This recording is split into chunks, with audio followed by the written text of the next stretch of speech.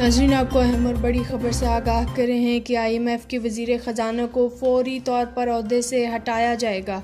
ये अहम ख़बर सामने आई है जिससे आपको आगाह कर रहे हैं कि ऑल पाकिस्तान ताजर एसोसिएशन ने 29 सितंबर को FBR का घिराव करने का ऐलान कर दिया है। आपको बताते चलें कि ताजरों का यही कहना है कि सेल ऑफ पॉइंट पर डिवाइस लगाने की इजाज़त नहीं देंगे। उन्होंने मज़ीद ये भी कहा कि सदारती ऑर्डीनेंस के ज़रिए ताजरों को हरासा करना बंद किया जाए।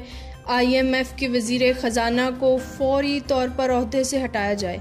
मज़ीद आपको बताते चलें, ऑल पाकिस्तान ताजर एसोसिएशन के सदर ने यह कहा कि सदारती ऑर्डीनेंस के ज़रिए FBR को मज़ीद करप्शन के इख्तियारात मिल जाएंगे।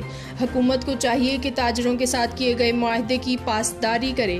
FBR ताजर बरादरी को हरासा करना बंद करे।